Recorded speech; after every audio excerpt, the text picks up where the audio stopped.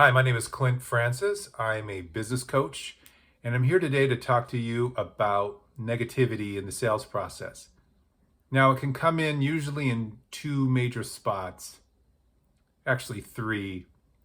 The beginning of the sale, let's say you get on the phone with a prospect or they come into your store and they just almost got in a car accident and they just need to get it out. They need to tell somebody and they're alone, they're not with a loved one. Maybe they didn't get on the phone and talk to somebody, so you're the first person they've seen, and then they want to connect with you through this negative story. You could classify it as negative, of almost getting sideswiped and killed in a car. So what's the best thing to do? A lot of salespeople try to block this out and act like it's not happening, or ignore it and get to the presentation or get to the rapport building. But that's a mistake. You have to deal with this situation. You can't dismiss it or ignore it. So the best thing to do is to let the customer talk about the negative experience, especially in the beginning of the interaction, and let them get it out.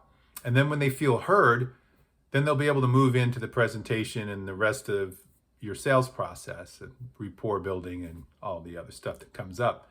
So this is something I learned pretty far into my career that I wish I would have learned earlier, is to not try to resist the customer's negativity.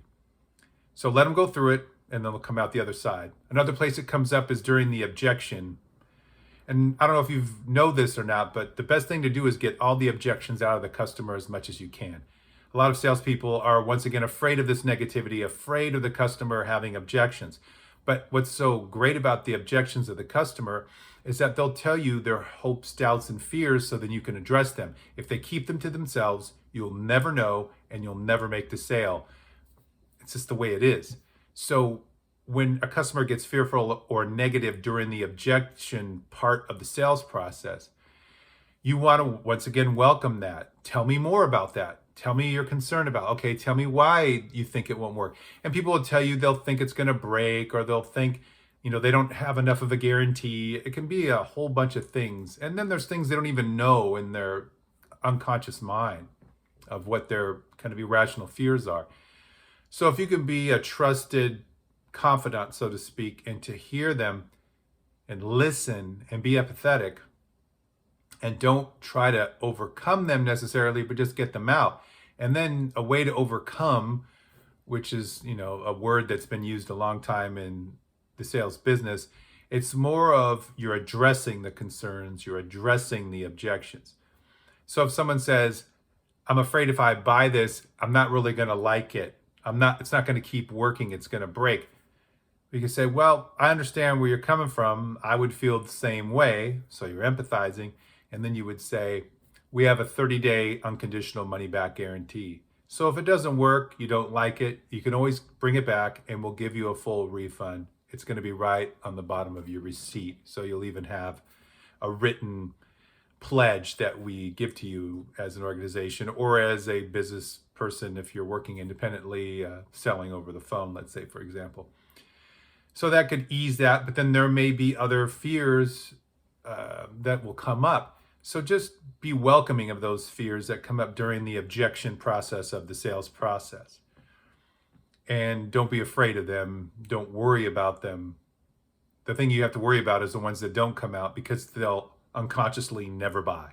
And even if they need it or want what you have, and they've been saving for a whole year or dreaming about it for 5 years, they will not buy it. And they'll make it about you or the product or something, and they'll blame. This is just human nature. It's what we do. You also, once you get past the objections, then you get to the close. So the close part where you're asking for the sale, and you must ask. 85% of salespeople do not ask for the sale. So at the end of the presentation, you've overcome the objections. You have to formally ask the client, do you want to go ahead and get it? Would you like to move forward? How would you like to pay for it? However, I prefer soft closes because people these days respond better to that. So let's say, that the customer says, I don't have the money or it's too expensive. Get them once again now. This is another objection that's coming up right when we're going to close the deal, right when we're going to get a yes. So once again, you have to relax, not take it personal, not get negative yourself, and begin to address this concern. And if you're allowed to give discounts where you work, or you own the business and you are okay with discounting, some people are not. a lot of people are, then you could go into saying, well, if it was a better price, would you consider it? And you may find that it's really not about the money. And a lot of times it isn't really about the money. It's just the fear of spending money, which a lot of us have. If you're a normal human being, most people are afraid to spend money. And until you overcome your fears around money and spending it and enjoying it, and just that's where most people are, they're going to feel afraid to spend money. So you have to gently walk them through that process. And then if it's not about money, it can be a whole bunch of things. You just have to deal with it. But then you just keep asking. And sometimes you have to hold people's hand through that fear. It's like they're going through a ring of fire to the other side of getting what they desire or what they need. And you have to help them with that. And that's your job. Sales is really a helping profession. Now, most people who've never sold, and even a lot of salespeople don't see it that way, but selling is really a helping profession. So you're helping people overcome their fears. You're presenting the product. You are the liaison between the producer of the product, if it's not you, and the customer. If it's you, it's a little bit different of a dynamic, but most people are selling things that they didn't make or produce. And if you are, it's just a little bit different, and that would be a time for another video. So just to recap, let a customer be negative. It's better not to see it as something that's bad.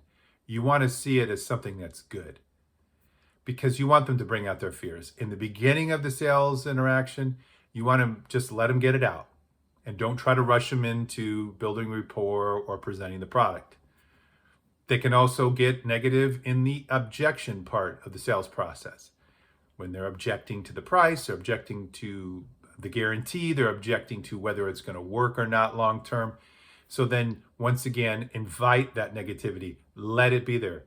Be careful not to resist it. It'll backfire. And then finally, when you're closing, when you're asking for the sale, which you must remember to ask for the sale, it's important. But when you ask and then they tell you, well, no, I got to think about it, or, oh, no. Say, like I mentioned in the previous video, tell me what's not perfect about this product. Fully you'd want to say, usually when someone gets to this point, they really like the product, but there's something not perfect about it. What's not perfect about it? Once again, you're not saying what's wrong with it, you're saying what's not perfect about it. And in saying what's not perfect about it, you're giving them a chance to tell you what's holding them back. And a lot of times it's just an irrational fear. It's not that they don't have any money. And you could even say, if they say it's money, say, do you not have any money at all? Or do you not have money for this purchase? And then once again, you're going to get the real answer. And then you have to take that in. So if they say, I have the money, it's just, I'm kind of afraid of making the purchase, if they're willing to be that vulnerable with you. Or they may say, I don't have any money at all. And if they don't have any money at all, then they can't buy anything, and it's done. It's not going to happen. So anyway, thank you so much for tuning in. And if this was helpful, click that like button and the subscribe button. Once again, this is Clint Francis, business coach. See you next time.